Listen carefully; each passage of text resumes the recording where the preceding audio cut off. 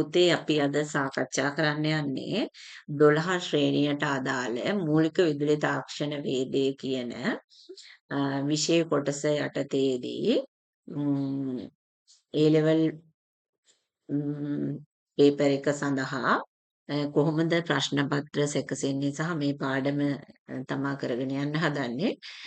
ඉතින් මෙතනදී කියන්නේ 13 ශ්‍රේණියේදී තියෙනවා විදුලි තාක්ෂණ වේදයට අවශ්‍ය අදාළව මේ තියෙනවා විදුලි බල හා සම්ප්‍රේෂණ පද්ධති වලට අදාළ පාඩම සහ මේ පාඩමේ ඒ එකතුවක් විදිහට තමයි ඔයාලගේ රචනා ප්‍රශ්නය සෑදෙන්නේ. ඉතින් පුතේ මූලික විදුලි තාක්ෂණ වේදේ යටතේ ගත්තාම විදුලි ධාරාවක් ගමන් කිරීම සඳහා මොනවද අපිට උදව් වෙන්නේ? ඒ කියන්නේ අපි ප්‍රධාන වශයෙන්ම ලෝහ සහ අලෝහ කියලා ද්‍රව්‍ය වර්ගීකරණය කරනවා. එහෙම කරන්න හේතු වෙන්නේ ලෝහයක් කියලා කියන්නේ විදුලි ධාරාවක් ගමන් කරන එක. මේ විදුලි ධාරාව ගමන් කරන්න අපිට හේතු වෙනවා පුතේ. අපි ගත්තාම පදාර්ථයේ හැදිලා තියෙන කුඩාම ඒකකය තමයි පරමාණු. මේ පරමාණුව ඇතුලේ තියෙනවා ඉලෙක්ට්‍රෝන. පරමාණුව ගත්තාම පරමාණුව හැදිලා තියෙන්නේ න්‍යෂ්ටිය තියෙනවා. න්‍යෂ්ටිය වටේ කවච තියෙනවා.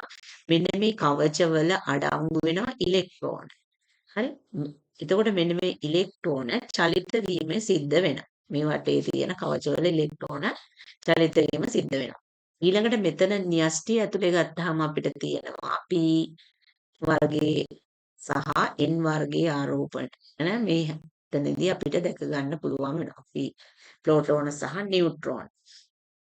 එතකොට මේ අවසාන කවචවල තියෙන ඉලෙක්ට්‍රෝන තමයි විදුලි ධාරාව ගමන් කිරීම සඳහා ප්‍රබල වශයෙන් හේතු වෙන්නේ.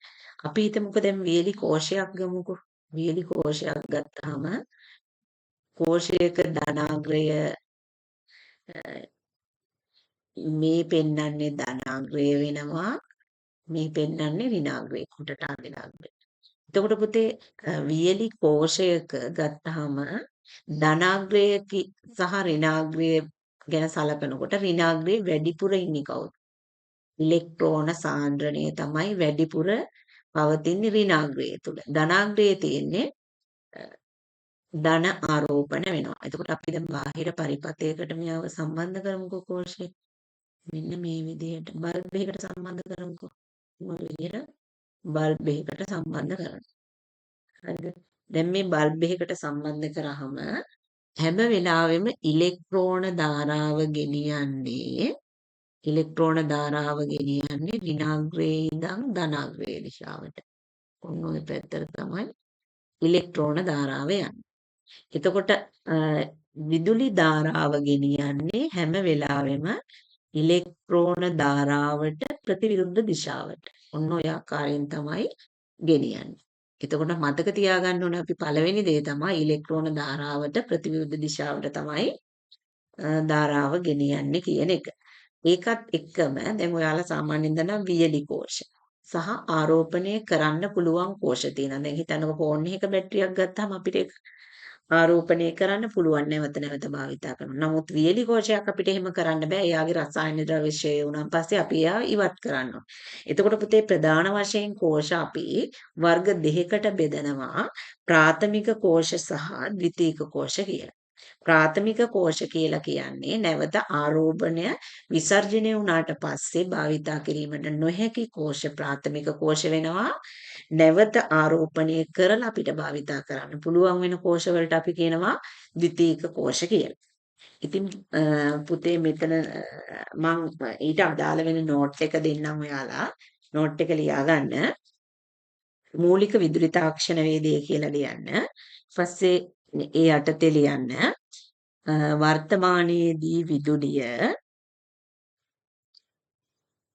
මිනිසාට අත්‍යවශ්‍යම දෙයක් බවට පත්ව තිබීම දැකිය හැක. විටක එය යහපත් සේවකයෙකු ලෙසද විටක භයානක ස්වාමියෙකු ලෙසද හැසිරේ. ඊට පස්සේ පුතේ වෙනින්ම ලියා ගන්න මූලික විදුලි උපාංග.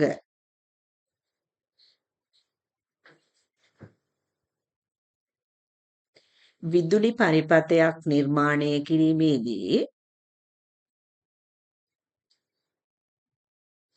පරිපථයක් නිර්මාණය කිරීමේදී භාවිතා කරන කොටස් වලට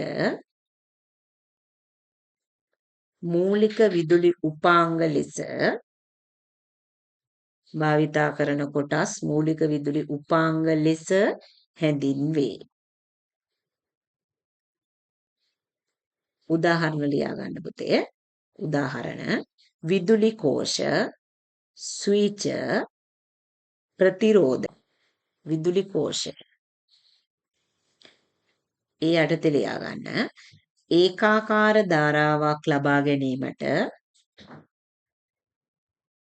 ඒකාකාර ධාරාවක් ලබා ගැනීමට විදුලි කෝෂ යොදා ගනී.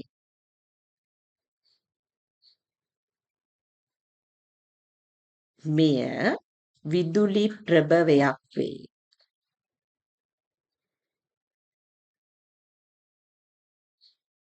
මෙහිදී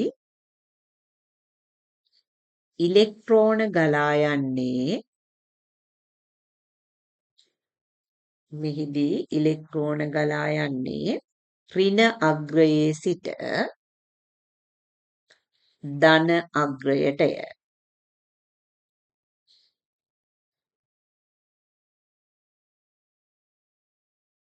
ධාරාව ගලා යන්නේ ධන අග්‍රයේ සිට ඍණ අග්‍රයටය.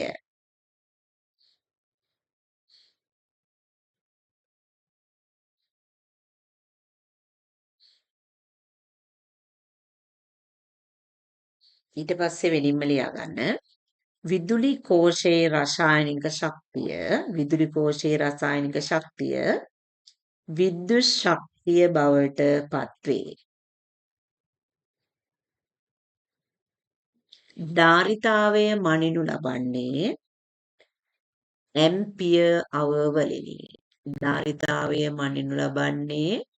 Ampere hour වලිනි.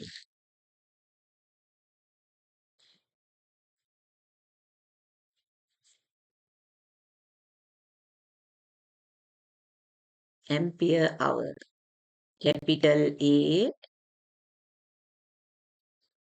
simple H. ampere hour වලිනි.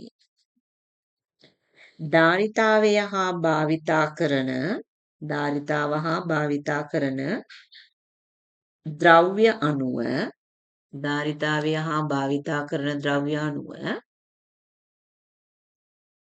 විදුලි කෝෂ වර්ග කළ හැකිය. විදුලි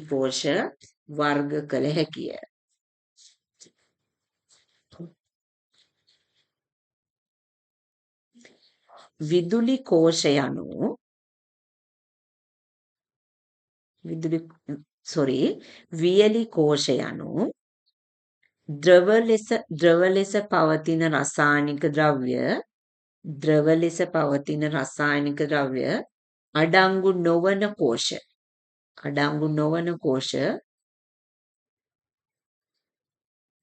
විදුලි කෝෂ පරිපථයකට සම්බන්ධ නොකර පවතින විට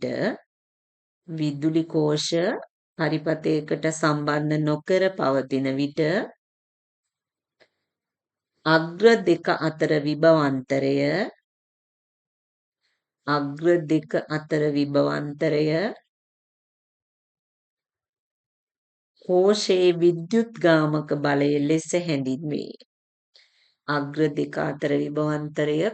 විද්‍යුත්ගාමක බලය ලෙස හැඳින්වේ.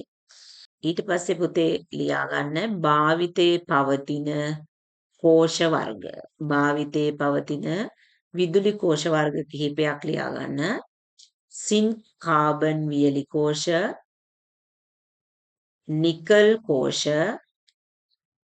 නිකල් කැඩ්මියම් කෝෂ, ලිතියම් කෝෂ, ලිතියම් අයන් කෝෂ. ওই විදිහට කෝෂ කිහිපයක් ලියා ගන්න.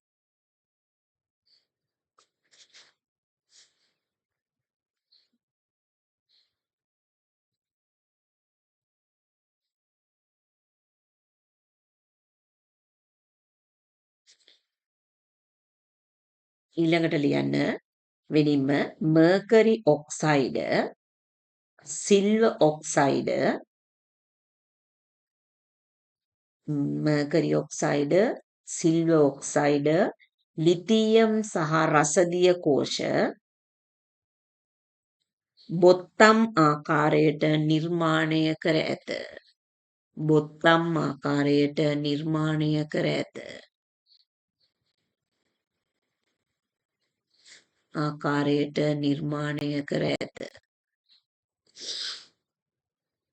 ඊට පස්සේ ලියන්න සින් කාබන් විදුලි කෝෂ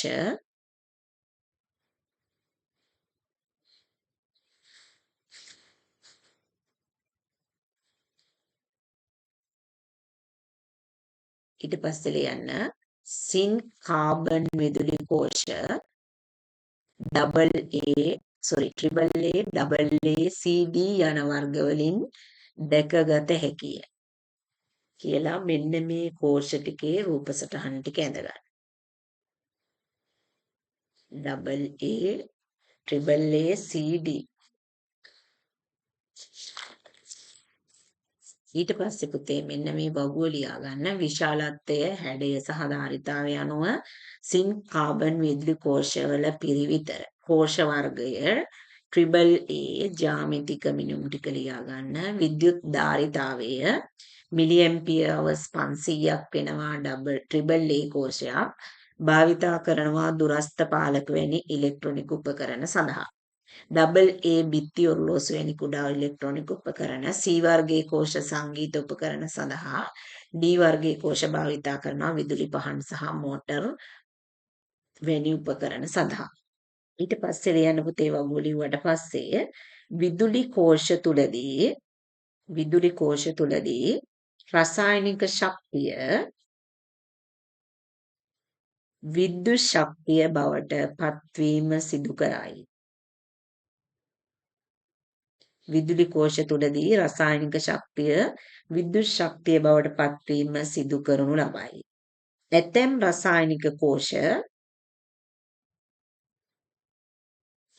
භාවිතා කිරීමේදී ඒවායේ රසායනික ද්‍රව්‍ය ක්ෂය වේ. කෝෂ නැවත භාවිතයට ගැනීමට නොහැකි වේ. මෙවැනි කෝෂ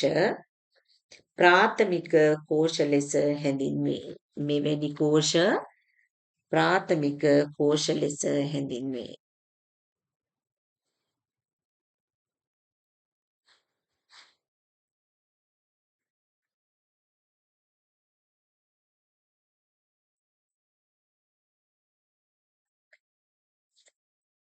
ඊළඟට ලියන්න භාවිතයට ගන්නා සමහර රසායනික කෝෂ වර්ග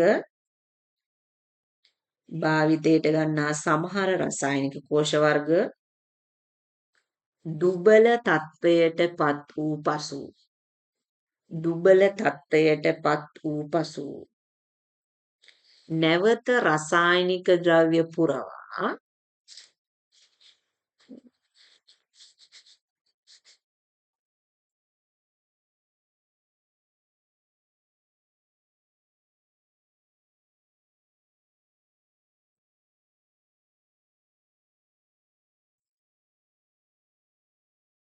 නැවත රසායනික ද්‍රව්‍ය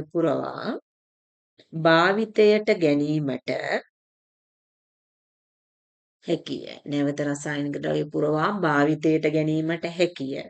මෙවැනි කෝෂ ද්විතීක කෝෂ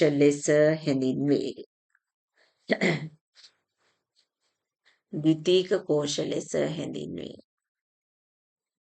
ඊළඟට ලියන්න ප්‍රාථමික හෝ ද්විතීක කෝෂ කිහිපයක් ප්‍රාථමික හෝ ද්විතීයික කෝෂ කිහිපයක්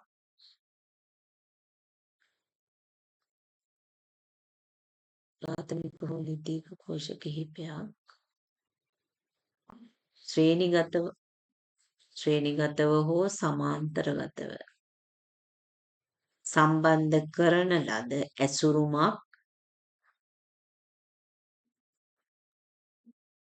සම්බන්ධ කරන ලද ඇසුරුමක් බැටරි ඇසුරුමක් ලෙස හැඳින්වේ. ඒ කියන්නේ බැටරි පැක් එකක් කියලා කියනවා.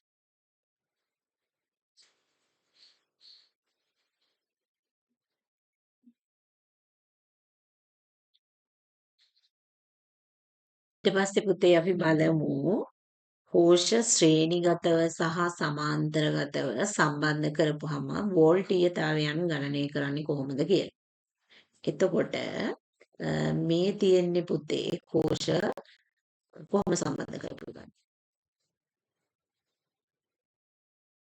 කෝෂ ශ්‍රේණිගතව සම්බන්ධ කරලා තියෙන්නේ. හරිද? එතකොට මෙතනදී බලන්න කෝෂවල විද්‍යුත්ගාමක බලයන් ගණනය කරද්දී අපිට පුළුවන් මෙතන ධන පැත්තෙන් යන්නේ. දිගාග්‍රේ තියෙන්නේ. බැටරි එක. ඒ කියන්නේ ධන. එතකොට අපි ඔන්න V1 කියන්නේ ධන විදියට ලියනවා. ඊළඟ එකෙත් මොකද්ද තියෙන්නේ? ධනාංගයට තමයි පටන් ගන්නේ. එතකොට ඔන්න V2, V3 ඒ විදිහයි, V4 ඒ විදිහයි සියලුම අග්‍ර සම්බන්ධ වෙලා තියෙන්නේ ධනාග්‍රයෙන් තමයි පටන් ගන්න තියෙන්නේ බැටරි ටික. ඔන්න සම්පූර්ණ වෝල්ටීයතාවයන් මොකද කරන්නේ අපි එකතු කරලා ගන්න. ඊළඟ අවස්ථාවේ බලන්නකෝ කොහොමද ගන්නෙ කියලා. දැන් මේ V1 කියන වෝල්ටීයතාවයේ තියෙන බැටරිය ධනාග්‍රයේ සම්බන්ධ වෙලා තියෙන්නේ. V2 ඍණනේ. පුතේ එතකොට මොකද කරන්නේ අපි V1 ඍණ V2 කියලායි ලියන්නේ. ඊළඟට නැවත V3 ධන. ධන V3 නැවත වතාවක් ඍණ වලින් පටන් ගන්න තියෙන්නේ. ඍණ V4 වෙනවා. ඒකෝ මේ තියෙන්නේ ශ්‍රේණිගතව බැටරි සම්බන්ධයක් තමයි. හරිද? එතකොට කරන්න තියෙන්නේ කෝෂ ශ්‍රේණිගතව සම්බන්ධ කිරීම කියලා මෙන්න මේ රූප සටහනයි මේකයි දෙක ඇඳගෙන වෝල්ටීයතාවයන් අදාළ විදිහට දාගන්න රූප සටහනට යටි.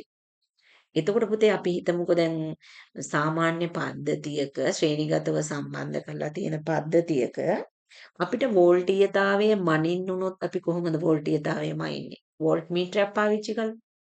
ඒ අවස්ථාවේදී හැම වෙලාවෙම පද්ධතියක වෝල්ටීයතාවය මනින්නේ පද්ධතියට සමාන්තරගතව. අපි ධාරාව මනින්න තමයි ඇමීටරය සම්බන්ධ කරන්නේ ශ්‍රේණිගතව. එක චුට්ටක් මතක තියාගන්න. හරි? ඊළඟට ලියාගන්න කෝෂ සමාන්තරගතව සම්බන්ධ කිරීම කියලා. මේ තියෙන්නේ පුතේ කෝෂ සමාන්තරගතව සම්බන්ධ කරපු අවස්ථාව. හරිද? සමාන්තරගතව සම්බන්ධ කරාම ඒකේ ලක්ෂණය තමයි පුතේ මෙන්න මේ හැම අත්තකම තියෙන වෝල්ටීයතාවයන් මොකද වෙන්නේ? සමාන වෙනවා. හරි? හැම අත්තකම තියෙන වෝල්ටීයතාවයන් සමාන වෙනවා මෙතනදී. හරි? මේ තියෙන්නේ V සමානයි V1 සමානයි V2 සමානයි V3 සමානයි V4 වෙනවා. හොඳට මතක තියාගන්න සමාන්තරගතව යම්කිසි පරිපථයකට සම්බන්ධව පවතිනවා නම් ඒ පරිපථවල සියලුම අතු දිගේ යන වෝල්ටීයතාවයන් සමානයි කියන එක මතක තියාගන්න.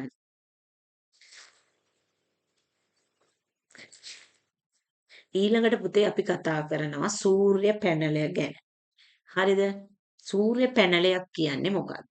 සූර්ය පැනලයක් කියලා කියන්නේ ඒ කියන්නේ අපි දන්නවා ආවර්තිතා වගුවේ තියෙන අර්ධ සන්නායක මූලද්‍රව්‍ය.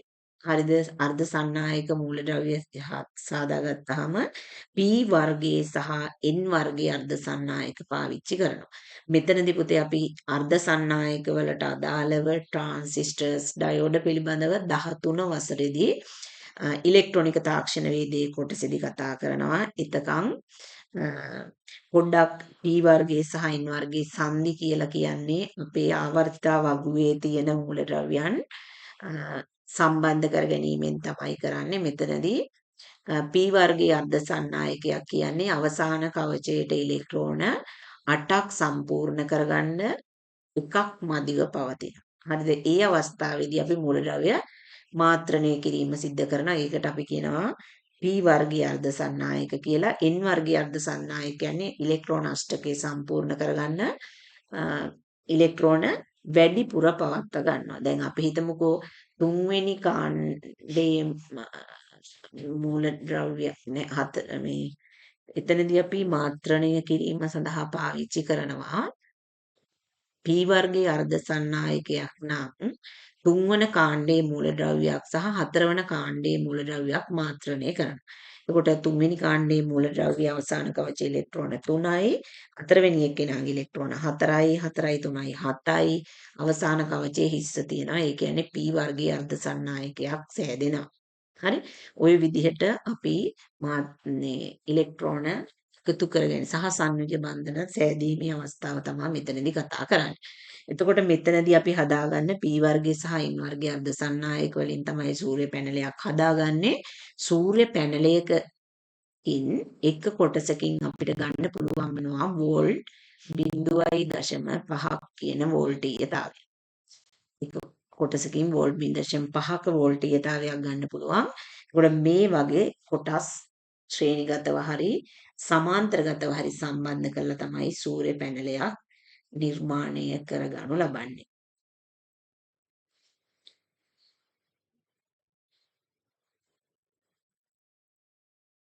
එහෙනම් පුතේ අපි ඉතුරු කොටස වෙන දවසක කතා කරමු. ඔයාලට මොනවා හරි දැනගන්න තියෙනවා නම් තව ප්‍රශ්න පවතිනවා නම් පොඩ්ඩක් channel එකට මැසේජ් එකක් දාන්න.